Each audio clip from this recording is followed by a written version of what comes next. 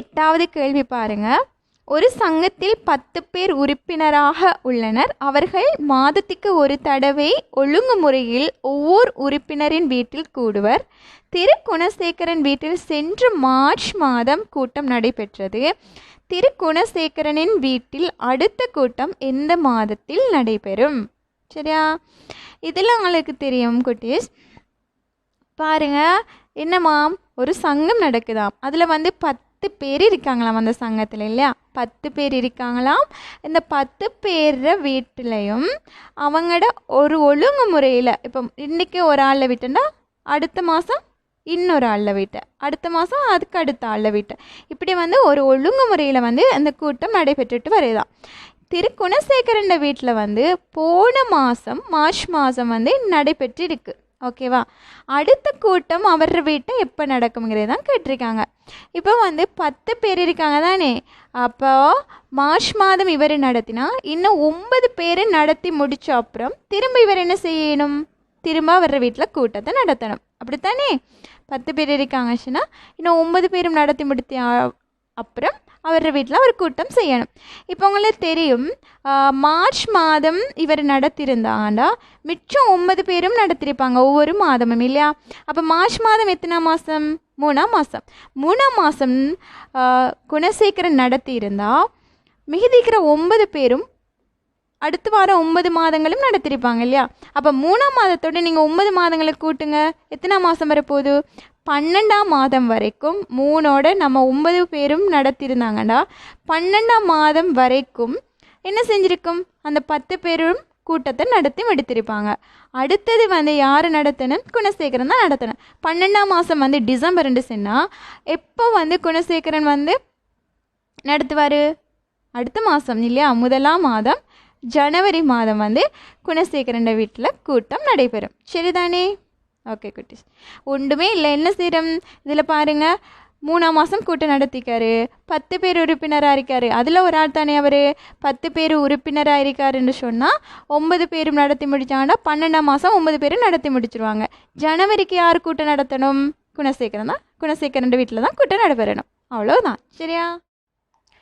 39வது வினா பாருங்கள். பிப்ரவரி மாதத்தில் 29 நாட்களையுடைய நெட்டாண்டாகும். ஒவ்வொரு 4 ஆண்டுகளுக்கு ஒரு முறை நெட்டாண்டு வரும். 1996ஆம் ஆண்டு நெட்டாண்டானால் 29 நாட்கள் கொண்ட பிப்ரவரி மாதங்கள் பின்வரும் எந்த ஆண்டுகளில் வரும்? உங்களுக்கு தெரியும் குட்டீஸ், நெட்டாண்டுங்கிறது என்ன? லீப் இயர், இல்லையா? லீப் வருடத்தை தான் நெட்டாண்டுன்னு சொல்லுவோம்.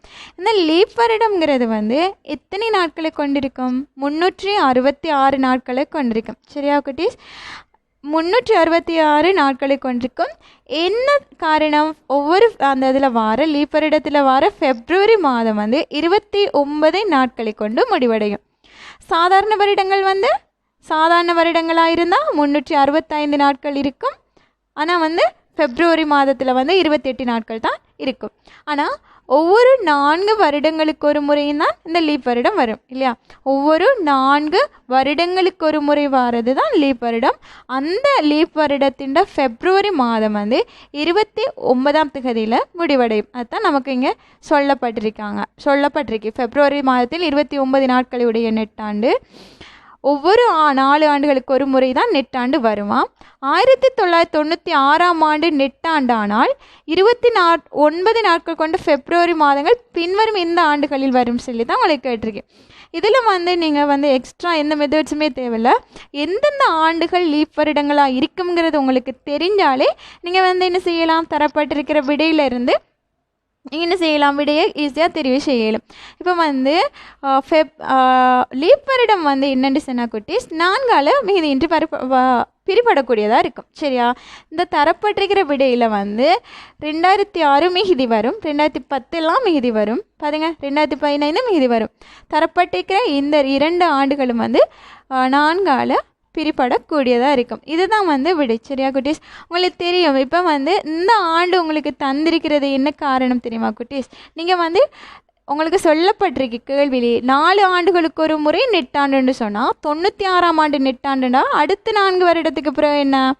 96ஆம் ஆண்டு 1996 நெட்டாண்டுனா அடுத்த 4 வருடங்களுக்கு பிறகு வரப்போகிற ஆண்டு 2000, 2004, 2008 2012 சரியா?